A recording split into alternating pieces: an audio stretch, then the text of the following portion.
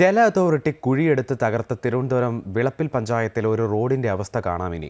പൊതുമരാമത്ത് ജല അതോറിറ്റി വകുപ്പുകളുടെ ഏകോപനമില്ലായ്മ മൂലം മയിലാടി നെടുങ്കുഴി റോഡിലൂടെയുള്ള കാൽനട യാത്ര പോലും ദുരിതയാത്രയായി മാറുകയാണ്. എംപിയും MLAയും അടക്കമുള്ള ജനപ്രതിനിധികൾക്ക് പരാതി നൽകിയിട്ടും നടപടി എങ്ങും എത്തിയിട്ടില്ല.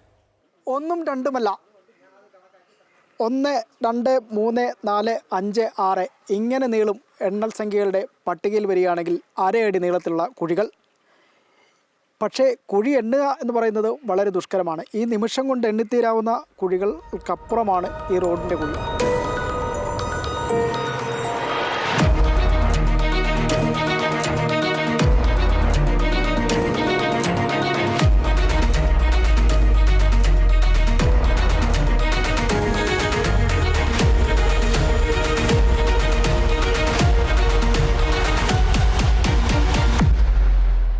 അധികമാരും കാണാത്ത ഗ്രാമവഴിയൊന്നുമല്ല ഇത്. ഭരണസിരാ കേന്ദ്രം സ്ഥിതി ചെയ്യുന്ന തലസ്ഥാന നഗരിയിൽ നിന്ന് വെറും 14 കിലോമീറ്റർ മാത്രം ദൂരത്തിലുള്ള വിളപ്പിൽ പഞ്ചായത്തിലെ ചൊവ്വള്ളൂരിലെ മയിലാടി മുതൽ നെടുങ്കുഴി വരെയുള്ള റോഡിന്റെ അവസ്ഥയാണ്.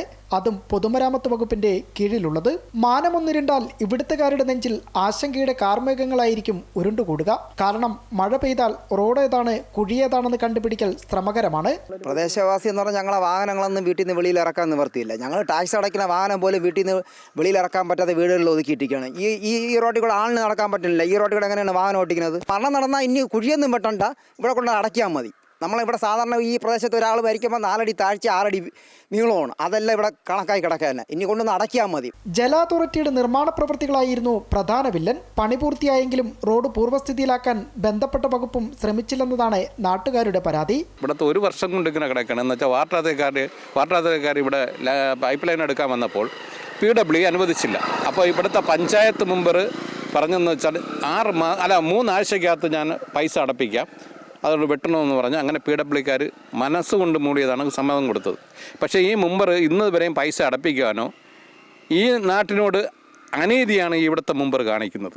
ഇവിടെ തിങ്ങിപ്പാർക്കുന്ന 40ഓളം പട്ടികജാതി കുടുംബങ്ങളെ നഗരവുമായി ബന്ധിപ്പിക്കുന്ന ഏക റോഡുമാണിത്. ശോചനീയാവസ്ഥയെ തുടർന്ന് ഇവിടേക്കുള്ള ബസ് സർവീസുകൾ KSRTCയും വെട്ടിച്ചുരുക്കി. എന്ത് വേണമെങ്കിലും ചെയ്യും, ഞങ്ങൾക്ക് വേറെ ഒന്നും ഞങ്ങൾക്ക് തരേണ്ട. ഈ റോഡ് ഒന്ന് ശരിയാക്കി തന്ന ഞങ്ങളെ പിള്ളേരെ വണ്ടികളെല്ലാം ഇവിടെയാണ് വരുന്നത്. സ്കൂൾ വണ്ടി, പ്രൈവറ്റ് ആണ് ഇവിടെ ഉള്ള പിള്ളേരെല്ലാം പഠിക്കുന്നത്.